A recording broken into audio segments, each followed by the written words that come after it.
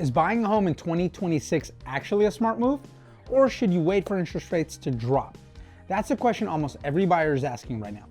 Rates have been high, the market's been unpredictable, and people are wondering if 2026 is finally the year to jump in, or if they're walking into a trap.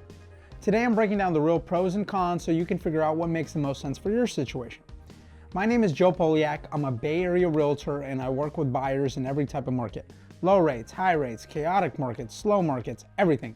And what I'm seeing right now in 2026 is very different from what people think is happening. Let's start with the pros. Pro number one, less competition.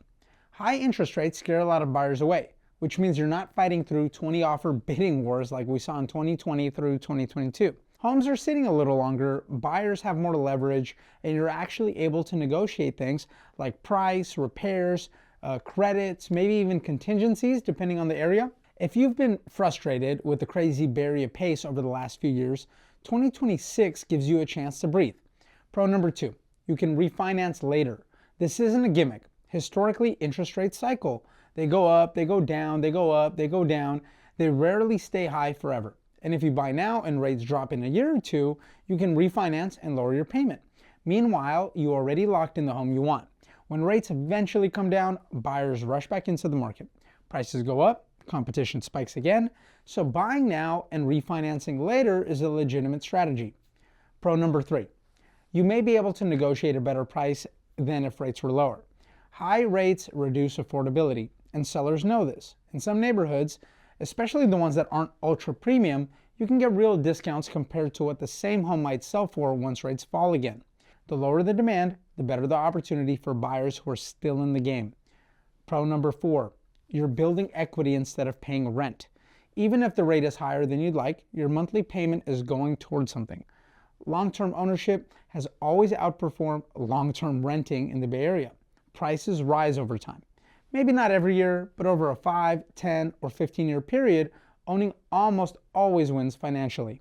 Now let's talk about the cons, because there are definitely some big ones you need to think about. Con number one, high interest rates make monthly payments tough. This is the biggest issue. Your payment could be hundreds or even thousands of dollars higher than it would be in a lower rate environment. For some people, that makes buying completely unrealistic, and it's important to be honest about the numbers. If the payment doesn't feel comfortable, you don't force it. You wait. Con number two, affordability is still challenging. Even with less competition, home prices in the Bay Area haven't crashed like everyone expected. Inventory is low, demand is still steady, and sellers aren't just giving homes away. High rates plus high prices is a rough combo. It forces a lot of buyers to choose between stretching their budget or lowering their expectations on size, location, or condition. Con number three, if rates stay high longer than expected, refinancing might not help you anytime soon. Nobody, not realtors, not lenders, not the Fed, can predict exactly when rates will drop. If you buy now, assuming you can refinance next year but rates stay high for 2 or 3 more years, you need to be able to comfortably carry that payment long term. This is where a lot of buyers get stuck. Never buy based on a refinance hope. Buy based on what you can realistically afford today. Con number four, sellers in premium neighborhoods still have the upper hand. In places like Palo Alto, Burlingame, Noe Valley, parts of San Carlos, the markets that stay strong no matter what, you might not get discounts even with higher rates. Demand there stays steady because the buyer pool has money. They're willing to pay for the lifestyle, the schools, the walkability, or the proximity to jobs. So don't assume high rates automatically mean great deals everywhere. Con number five, you might have to adjust expectations.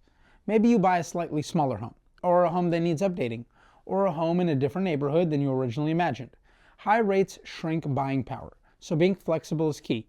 I've seen plenty of buyers who said, I'll never live in that area, but ended up loving it once they actually explored it. So who is buying in 2026 right for? It's great for buyers with stable income, a long-term mindset, and the ability to handle a higher payment until refinancing is available. It's for people who want to avoid intense bidding wars and want the chance to negotiate and be picky. And who is it not right for? Buyers who need the lowest possible monthly payment, buyers who are maxed out financially, or buyers who plan to move in a year or two. Short-term buyers usually get hurt the most by high-rate environments. Here's my advice. If you're thinking about buying in 2026, first, run the numbers using today's rates, not future fantasy rates. Second, get pre-approved early so you know exactly where you stand and what price range feels comfortable. Third, be open-minded about neighborhoods. The best value is not always where you expect it to be. And finally, don't try to time the market. The best time to buy is when you're financially ready and you find a home that works for your life, not when the news or social media tells you it's perfect timing. If you found this breakdown helpful, hit that like button so more buyers can get straight answers about this market. And if you're planning a move in 2026, reach out. I'd love to help you map out your next steps.